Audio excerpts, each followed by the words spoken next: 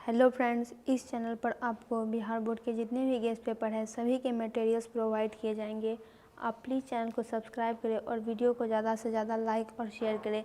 तो आज हम रोज़ का पूरा ऑब्जेक्टिव करेंगे, जिसमें पहला क्वेश्चन है कि बचपन में खेलने के लिए सच्चिदानंद हीरानंद वात्स्यायन अज्ञेय ने कौन सा नाटक लिखा था। तो रोज़ जो कहानी है वो अज्ञेय के द्वारा ही लिखी गई है और उन्होंने इंद्रसभा नामक लिखा था नाटक। रोज़ शीर्षक कहानी में मालती मिट्टी का बर्तन गर्म पानी से क्यों धो रही है। तो रोज़ शीर्षक कहानी में मालती है वो कहानी की नायिका है और लेखक उसे मिलने के लिए कोई 4 वर्ष बाद आया है और वो गर्म पानी धो रही है दही मिट्टी के बर्तन को दही जमाने के लिए। मालती के पति का नाम क्या था। मालती का अब विवाह हो चुका है और उसके पति का नाम महेश्वर है और उसकी एक संतान भी है। मालती का पति क्या है। मालती का पति डॉक्टर है।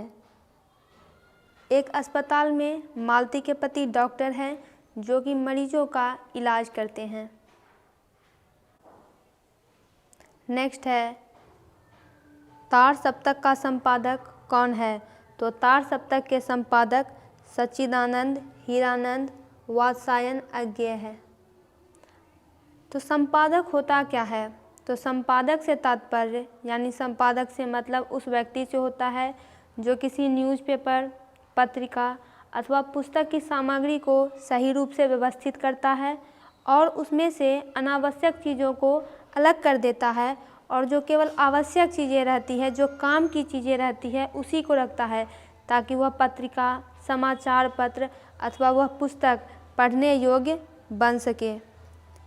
अज्ञेय किस वाद से संबंधित है। तो अज्ञेय प्रयोगवाद से संबंधित है। इसमें अज्ञेय का नाटक कौन सा है।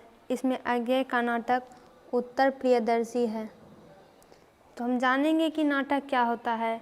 तो वैसी रचना जो सुनने के द्वारा ही नहीं बल्कि देखने के द्वारा भी देखने वालों के हृदय में आनंद का अनुभव कराती है, उसे नाटक कहते हैं। गैंग्रीन इनमें किससे संबंध है। तो गैंग्रीन का बीमारी से संबंध है जिसका इलाज मालती के पति महेश्वर अस्पताल में करते हैं। मालती महेश्वर की संतान का क्या नाम है। उनका एक पुत्र है और उस पुत्र का नाम टीटी है। नाम तो कोई कंफर्म था नहीं, लेकिन फ़िलहाल उसे टीटी कहा करते थे। नदी के द्वीप किसकी रचना है। नदी के द्वीप अज्ञेय की रचना है, जिनका पूरा नाम सच्चिदानंद हीरानंद वात्स्यायन अज्ञेय था। अज्ञेय को ज्ञानपीठ पुरस्कार किस रचना पर प्राप्त हुआ। उन्हें कितनी नावों में कितनी बार पर ज्ञानपीठ पुरस्कार प्राप्त हुआ।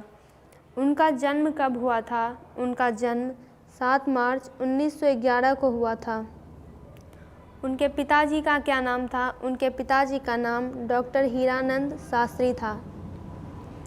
कौन सी पुस्तक अज्ञेय की है। यानी यहाँ 4 ऑप्शन दिए गए हैं, इनमें से कौन सी पुस्तक उनके द्वारा लिखी गई है। तो हरी घास पर क्षण भर उनके द्वारा लिखी गई है। कौन सी रचना अज्ञेय की नहीं है। तो अपने अपने अजनबी, एक बूंद सहसा उछली भग्नदूत, ये सभी रचना अज्ञेय की है। तिरीच रचना अज्ञेय की नहीं है। तिरीच उदय प्रकाश की रचना है। रोज़ कहानी में अतिथि बनकर आता है, यानी अतिथि बनकर कौन आता है। अतिथि बनकर मालती के दूर के रिश्ते का भाई आता है। हालांकि लेखक का कहना है कि उनका संबंध सख्य का रहा है, यानी मालती उनकी हमेशा से सखी रही है, दोस्त रही है। रोज़ कहानी घंटे की किस खड़कन के साथ समाप्त होती है। तो 11 के घंटे के खड़कन के साथ समाप्त होती है, जो कि मालती से जुड़ी हुई है और जो दिन भर यंत्रवत होकर काम करते रहती है। कौन सी कृति अज्ञेय की नहीं है। पल्लव कृति अज्ञेय की नहीं है। कौन सी कृति अज्ञेय की है। नदी के द्वीप अज्ञेय की कृति है। रोज़ इनमें से क्या है, यानी यह किस विधा में लिखा गया है। तो यह कहानी है। पहले इसका नाम गैंग्रीन था, बाद में इसका नाम बदल दिया गया और इसे रोज़ रख दिया गया। उत्तर प्रियदर्शी नाटक किसने लिखा है? तो अज्ञेय ने।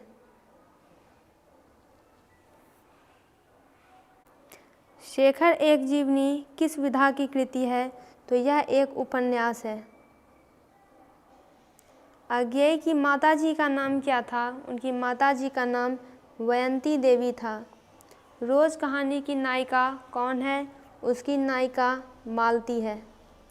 रोज़ शीर्षक कहानी के लेखक कौन है? यानी यह कहानी किसके द्वारा लिखी गई है? तो अज्ञेय के द्वारा।